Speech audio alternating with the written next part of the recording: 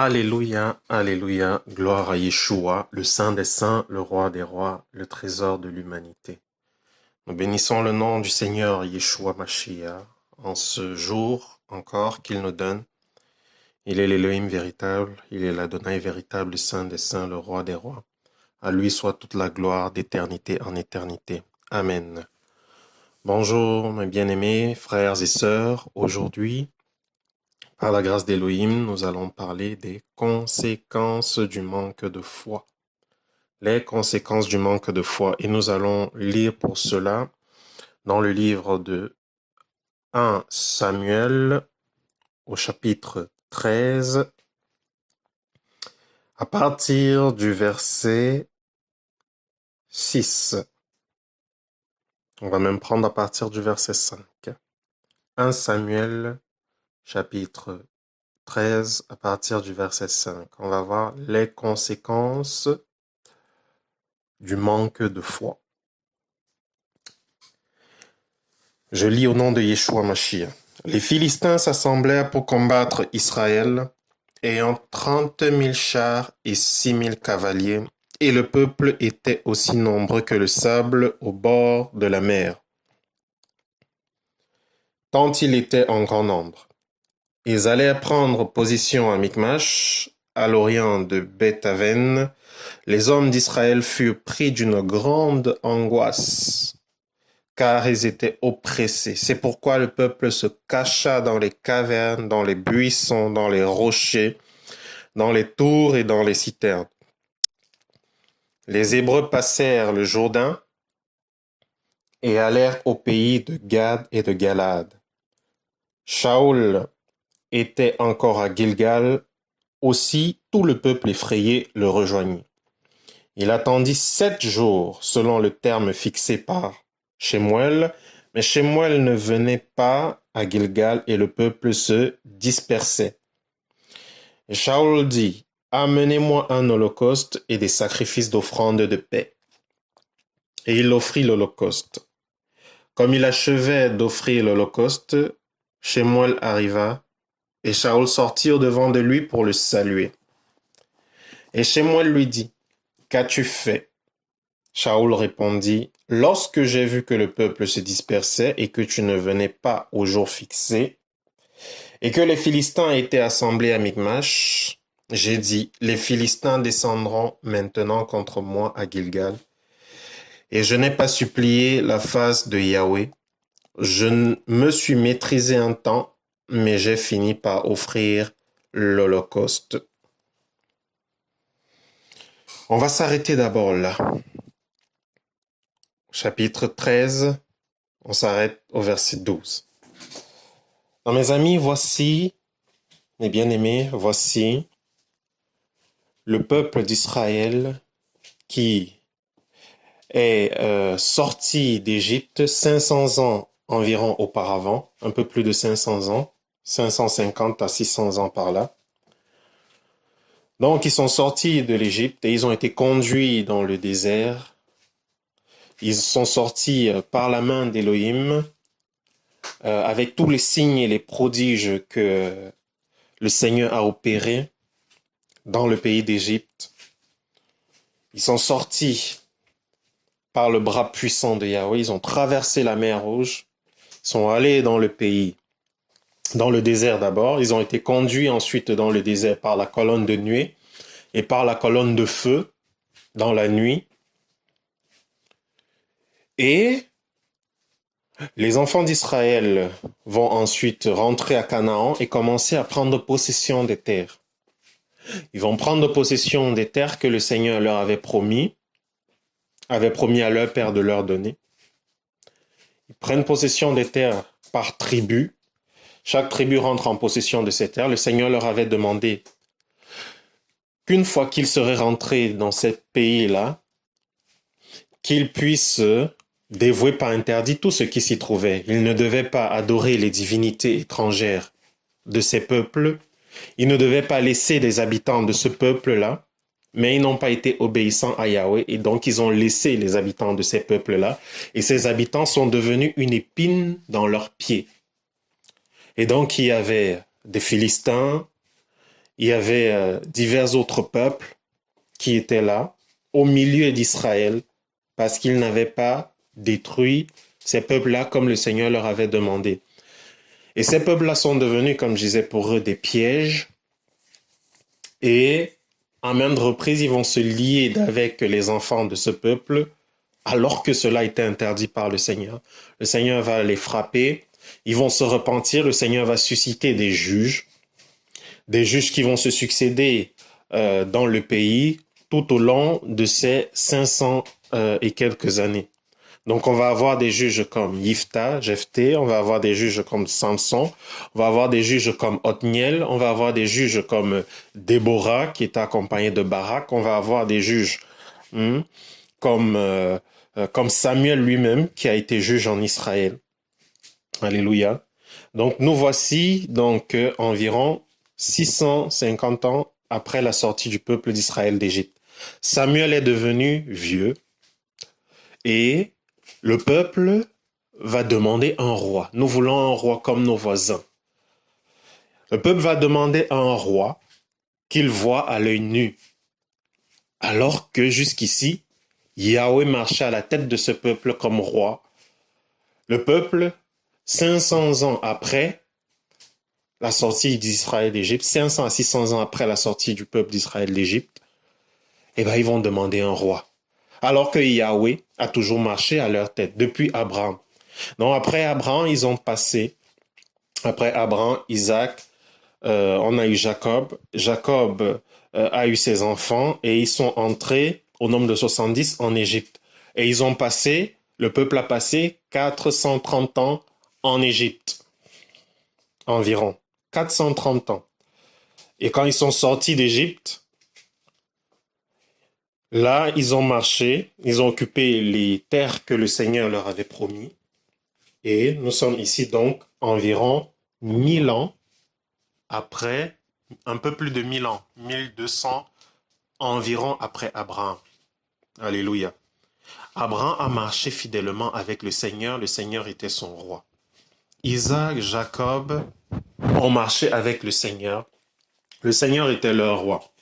Le peuple d'Israël était opprimé en Égypte, le Seigneur était son roi. Ils ont crié et après 430 ans, le Seigneur les a délivrés, les a sortis au travers de Moïse et le Seigneur lui-même marcha à la tête de ce peuple. Le peuple avait pour roi Elohim. Ils sortent, Moïse sort avec le peuple. Moïse n'entre pas à Canaan, Josué conduit le peuple, et Josué Yehoshua conduit le peuple dans la terre promise. Le peuple occupe les espaces et nous voici avec Samuel 600 ans après.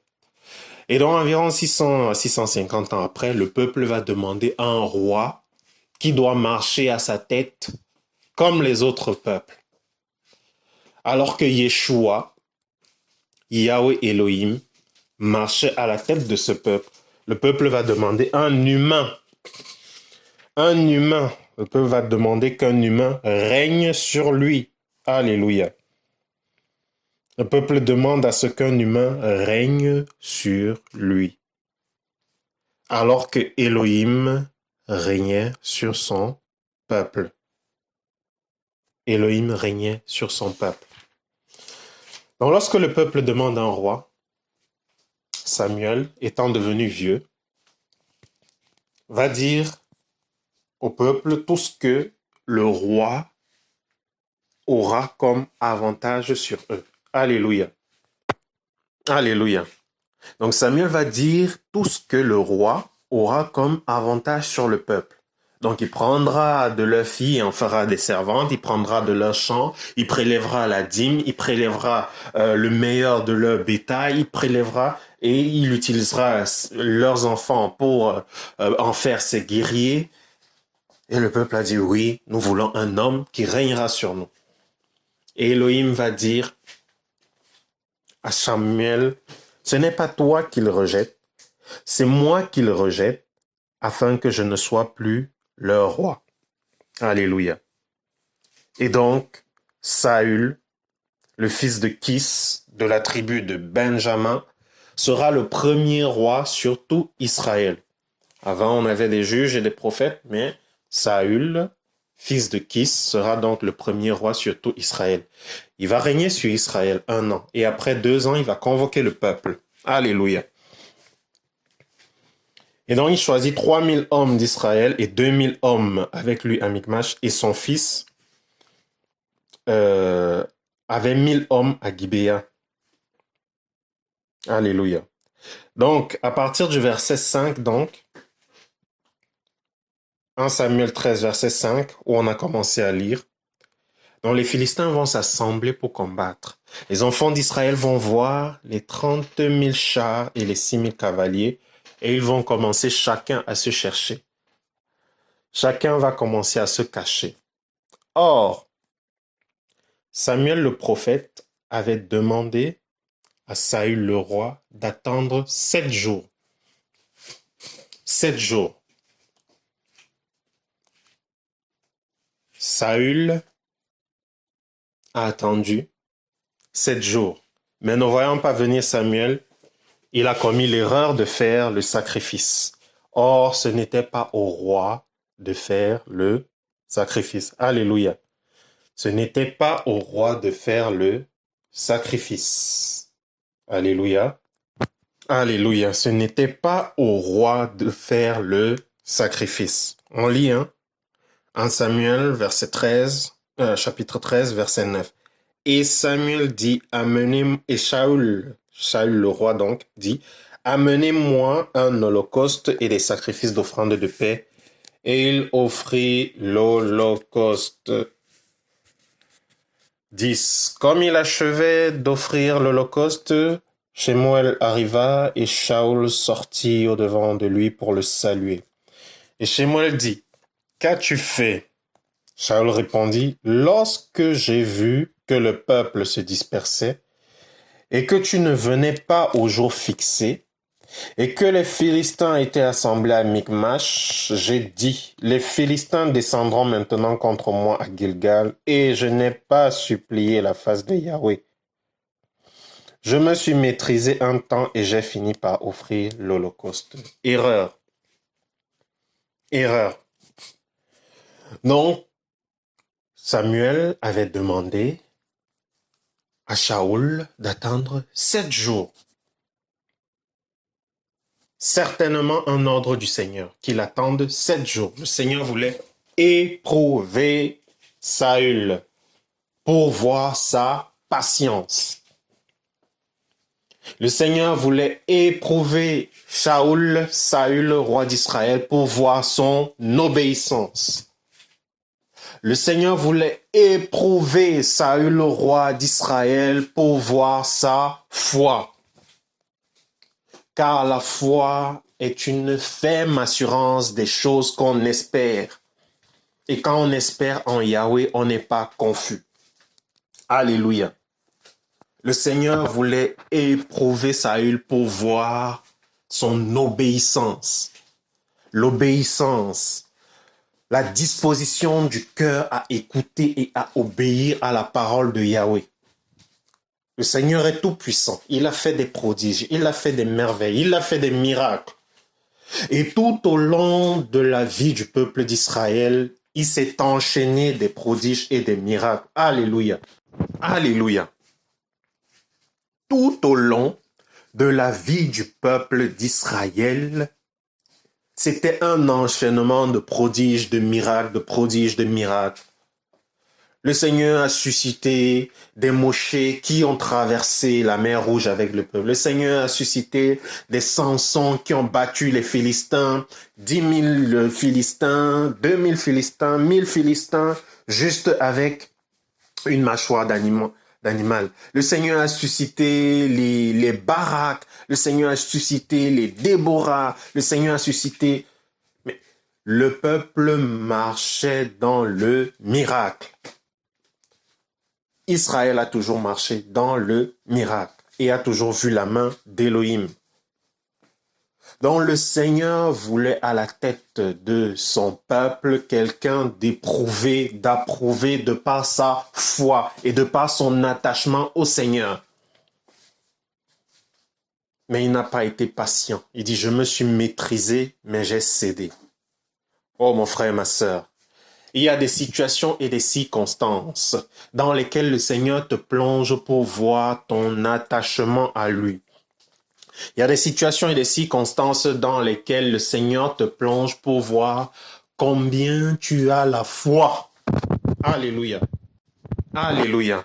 Combien tu as la foi.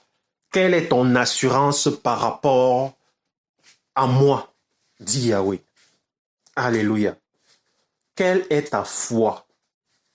Quel est ton degré d'attachement au Seigneur, à sa parole, à ses promesses? Le Seigneur peut te promettre quelque chose. Quelle est ta patience? Parce que la foi va avec la patience. Si tu as foi au Seigneur, tu attendras qu'il agisse. Et il agit en son temps. Il a son temps. Le temps du Seigneur. C'est son temps, le temps marqué. Alléluia. Le Seigneur est un Elohim de délivrance, mais il a son temps pour chaque chose. Quelle est ta foi? Où est ta foi? Où est ton obéissance à la parole? Est-ce que parce que le Seigneur t'a promis quelque chose et que tu ne vois pas venir, tu vas faire n'importe quoi? Est-ce que tu vas retourner dans le monde parce que le Seigneur t'a promis le mariage et qu'il ne te l'a pas encore donné? Est-ce que tu vas aller dans le monde? Est-ce que tu vas aller épouser un païen parce que le Seigneur t'a promis le mariage et ne te l'a pas encore donné? Est-ce que tu vas, je sais pas moi, aller te corrompre pour du travail, pour du pain, alors que le Seigneur t'a demandé d'attendre? Il faut attendre.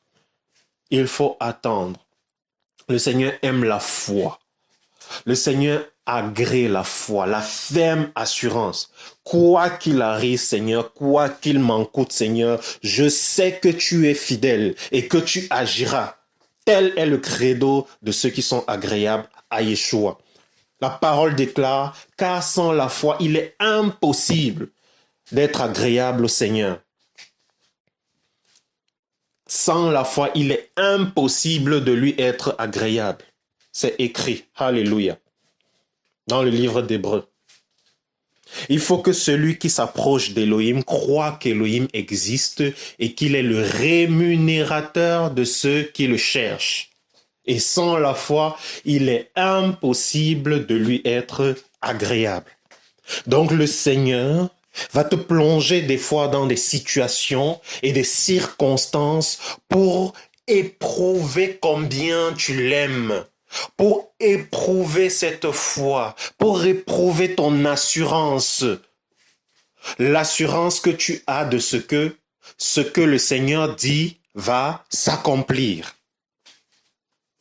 Et une fois que tu as été ainsi éprouvé et approuvé, le Seigneur déroule le tapis au devant de toi afin que tu marches fidèlement dans ses voies.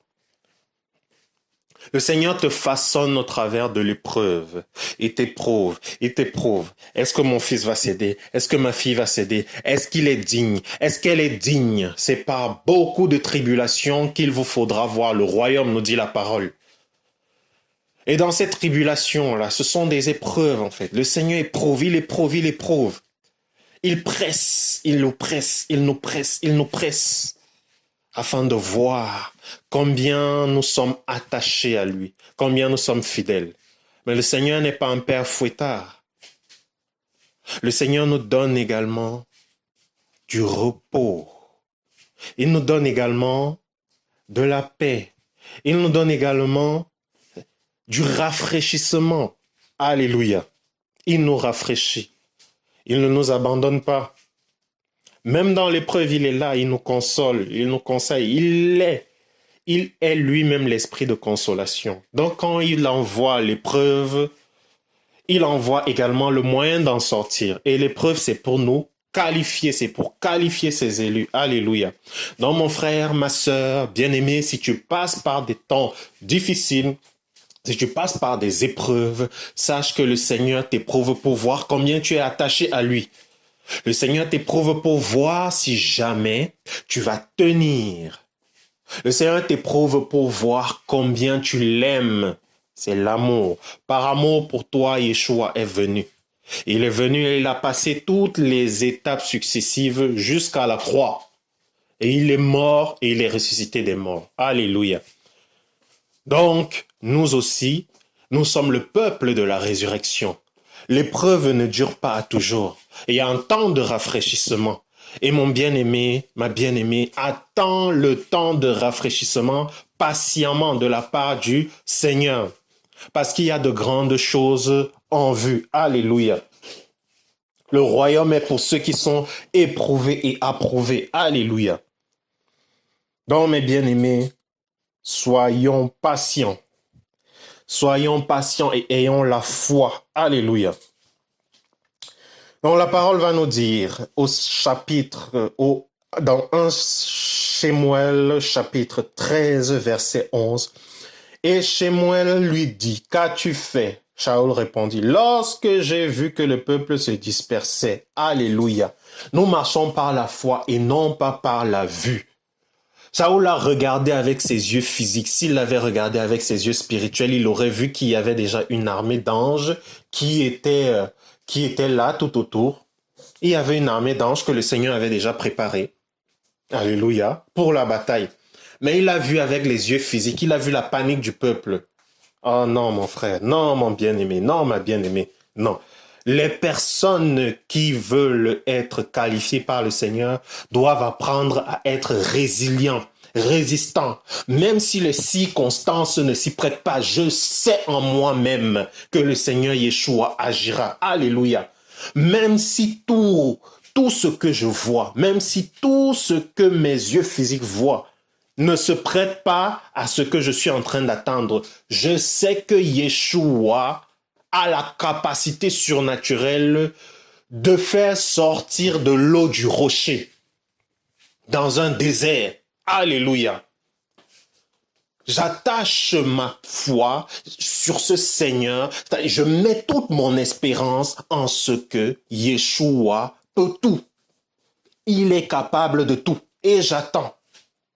La résilience, être éprouvé au maximum, ne rien voir avec ses yeux physiques, alléluia, ou voir des choses contraires avec ses yeux physiques, mais croire que le Seigneur, alléluia, va faire quelque chose de puissant. La parole nous dit qu'Abraham a espéré contre toute espérance, alléluia. Mais bien aimé, ça veut dire que ce qu'on appelle espérance là, c'était fini. Il n'y avait plus rien. Mais Abraham va espérer contre toute espérance. Dans sa situation, il n'y avait plus d'espérance. Abraham, avant lui, il n'y avait pas quelqu'un, il n'y avait pas un livre où on a parlé de la vie de quelqu'un, alléluia, qui a marché fidèlement avec le Seigneur, qui a vu des choses, qui a obtenu des promesses. Non, c'est pourquoi Abraham est le père de la foi. Il n'avait rien vu et il a espéré contre toute espérance. Nous, aujourd'hui, on a des exemples, alléluia. On a l'exemple de Moshe qui est sorti avec le peuple d'Israël d'Égypte par la puissance de Yahweh. On a ces témoignages. On a les témoignages de guérison, on a les témoignages de résurrection, on a des témoignages de visitation du ciel. Mais eux, ils n'avaient pas tout ça. Ces hommes et ces femmes n'avaient pas tout ça. Sarah n'avait aucune expérience d'une personne qui avait marché par la foi et pourtant elle a suivi Abraham. Nous, aujourd'hui, nous avons toutes ces choses. Où est notre foi? La marche par la foi. Où est ta foi? Où est ta foi? Alléluia. Elle est où ta foi, mon bien-aimé? Elle est où ta foi, ma bien-aimée? Marcher par la foi et non par la vue. La marche avec le Seigneur, c'est une marche par la foi et non par la vue. Shaoul répondit, lorsque j'ai vu que le peuple se dispersait et que tu ne venais pas au jour fixé et que les Philistins étaient assemblés à Michmash, j'ai dit, les Philistins descendront certainement contre moi à Gilgal et je n'ai pas supplié la face de Yahweh. Je me suis maîtrisé un temps, mais j'ai fini par offrir l'Holocauste. Je me suis maîtrisé un temps. Oh, mes bien-aimés, il avait été oint, roi. L'onction, l'onction, l'onction, alléluia. Il avait été oint, L'onction, c'est quoi? L'onction, c'est la capacité surnaturelle que le Seigneur nous donne au travers de l'huile qui est son esprit. Il avait reçu l'onction royale. L'esprit de Yahweh l'a saisi. Il a prophétisé avec les prophètes. Il dit que le Saint-Esprit était dans Shaoul. Le Saint-Esprit était en lui. Alléluia. Il avait le Saint-Esprit en lui. Et la marche dans l'esprit, la parole nous parle des fruits de l'esprit. Alléluia. L'amour, la paix, la joie, la patience, la tempérance. Alléluia. La bonté, la bienveillance.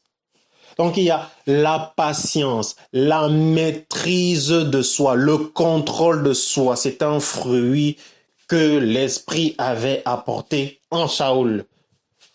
Mais par manque de foi, ses yeux ont regardé tout autour et par manque de foi, il s'est un peu maîtrisé et après, il a lâché. Et qu'est-il advenu? La parole va nous dire, je me suis maîtrisé un temps, mais j'ai fini par offrir l'Holocauste. On est au verset 12 de 1 Samuel 13. Et j'ai fini par offrir l'Holocauste.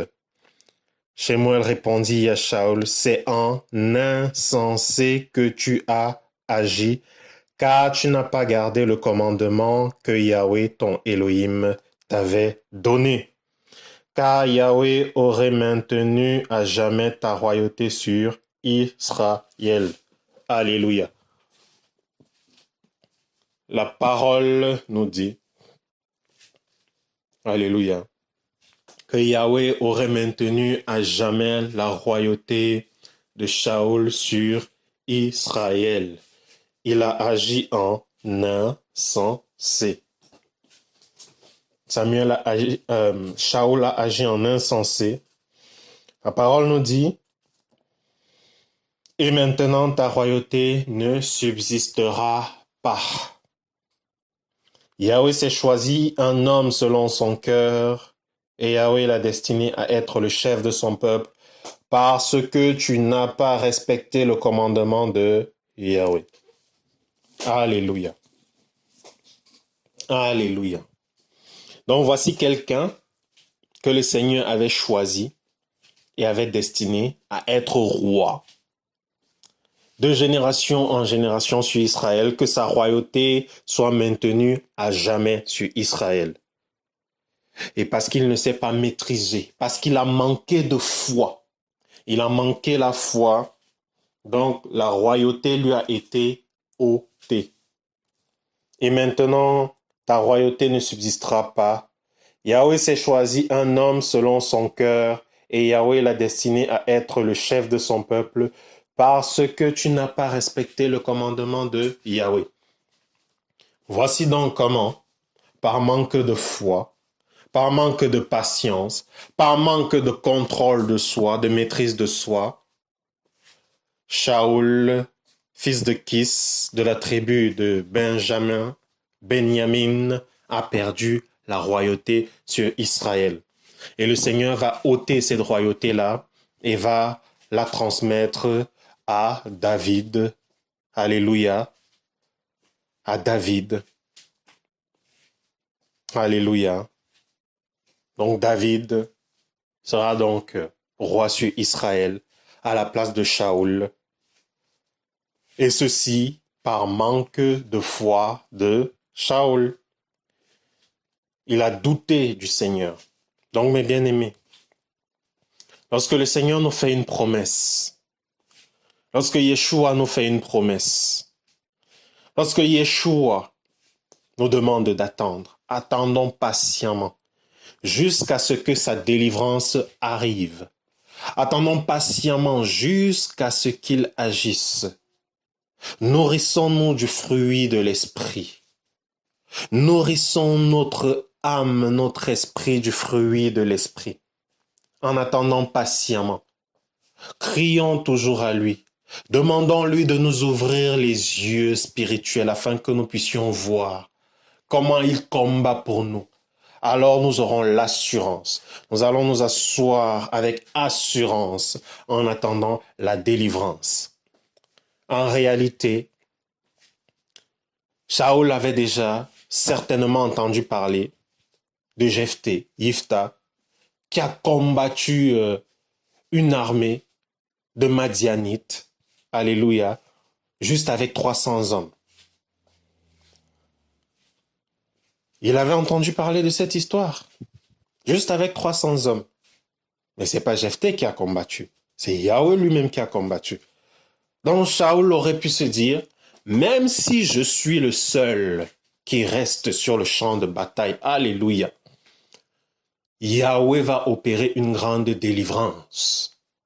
Parce que Yahweh, c'est Yahweh lui-même qui combat à la guerre. Il aurait pu se le dire. Il aurait pu se le dire. Alléluia.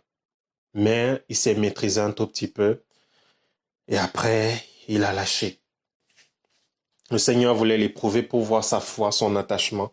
Et le Seigneur va se susciter un homme selon son cœur, David, alléluia, fils d'Isaïe, qui va être un homme vraiment selon le cœur du Seigneur, qui va être dans les champs, qui va garder les brebis, qui va être forgé par le Seigneur également, dans la souffrance, qui va être forgé par le Seigneur et qui va conserver dans son cœur, malgré toutes ses erreurs, la parole du Seigneur.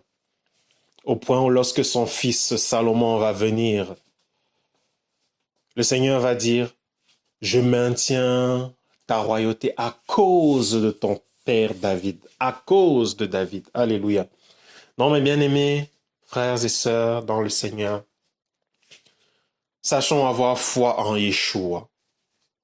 Mes bien-aimés frères et sœurs dans le Seigneur, soyons des hommes et des femmes selon le cœur du Seigneur, car le Seigneur a en vue de grandes choses pour nous. Alléluia. Ayons cette foi qui transcende les montagnes. Ayons cette foi qui nous rend agréable aux yeux de Yeshua, de Yahweh Elohim. Que son nom soit béni. Et sachons qu'il y a des conséquences au manque de foi. Nous avons la foi en Yeshua Mashiach, l'Élohim véritable, celui qui sauve. Pour ceux qui ne le connaissent pas, cherchez-le pendant qu'il se trouve encore. Cherchez Yeshua. Cherchez-le pendant qu'il se trouve encore. Alléluia. Parce que viendra un temps où il ne se trouvera plus. Et en ce temps-là, ce sera terrible. Que le nom de Yeshua soit béni. Que le nom de Yeshua soit exalté. À lui toute la gloire, d'éternité en éternité. Merci Seigneur. Amen.